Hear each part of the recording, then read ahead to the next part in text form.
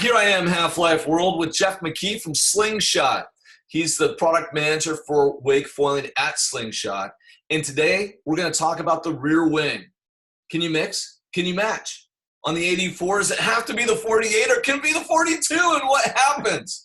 Jeff, please inform us. I have an 84 right here. I would say most all the time that I ride this, it has the 48 on the back. There you go.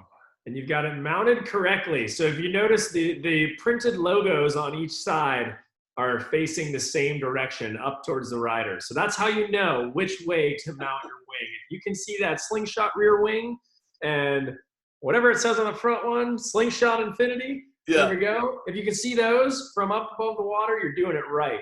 Okay. And does that hold true in the 76? For you.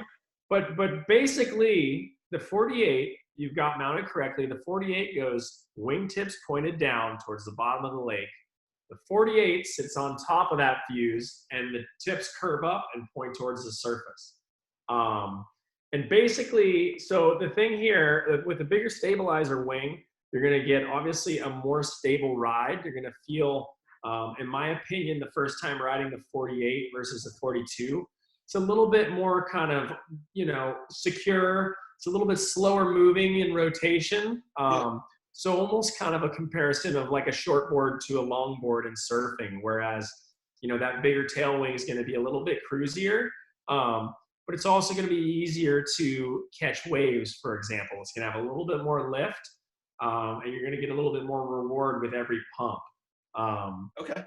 One of the great ways, I think, or a great analogy for this is, it's almost like gears on a mountain bike.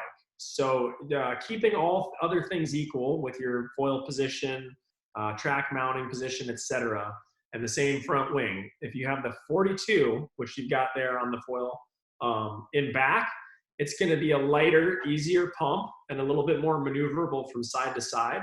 But you're not going to go as far with every pump.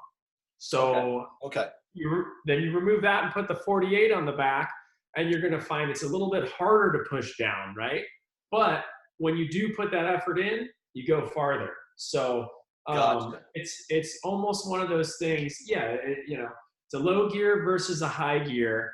I really enjoy the 42 in back because it feels very playful and very loose and maneuverable.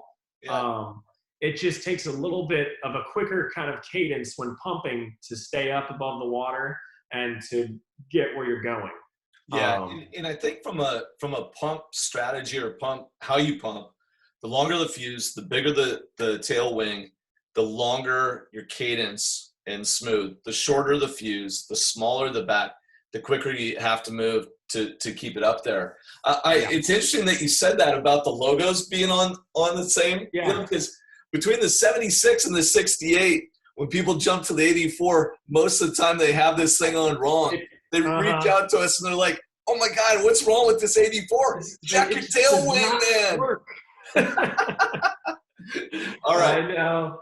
Well, that's like one of the biggest things in hydrofoiling. You look at every brand and, at first when Slingshot started and every other brand was pointed down and ours were pointed up, and then all of a sudden, all the other brands are pointed up and we've got one that points down. So it's very easy to get confused, but I promise there is a method to the madness. And really it has to do with, basically putting that tail wing above and below. All you're trying to do is keep it out of the turbulence that's coming off of that trailing edge of your front wing. Makes sense. So basically, you notice one's offset below and the other's offset above, to make sure it's a smooth and steady ride.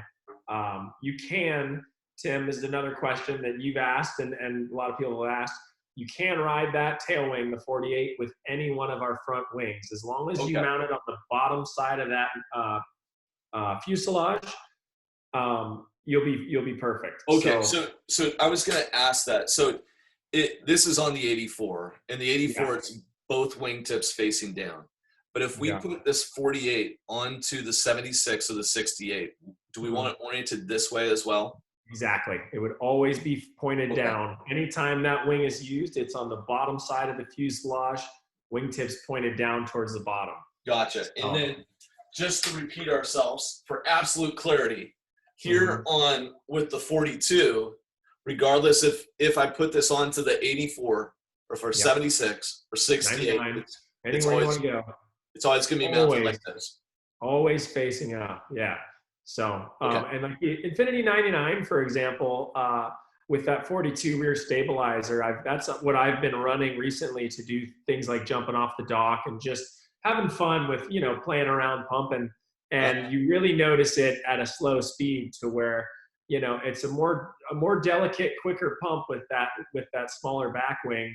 And, as your wings grow wider and wider in span, it does tend to get less maneuverable. So that's why I like to keep that back wing. I prefer the 42 just because it is. Yeah, keeps it nice and loose. Yeah, it's still loose and fun and playful, and you don't feel like you're necessarily stuck on rails. So it's kind of the quick and dirty. Well, Jeff, I appreciate it. You basically have freed up the country to be able to mix and match the foils however they want. Those rear wings. Yeah, free to roam. Free to roam about the country on your wake foil. 42, 48 on the back, doesn't matter. Just watch your wingtip orientation and you'll have it. Jeff, thank you so much for your time. Appreciate it. I know that you guys are working hard. You have a new release of products coming up here mid to late September. We'll all look forward to that. Thank you so much, people out there, for tuning into this video. Subscribe to the Half-Life channel. Go check out what Slingshot has and get out there, have fun, foil a bunch. Thanks so much, Jeff. Appreciate it. Absolutely. Thank you all. It's good to see you. You.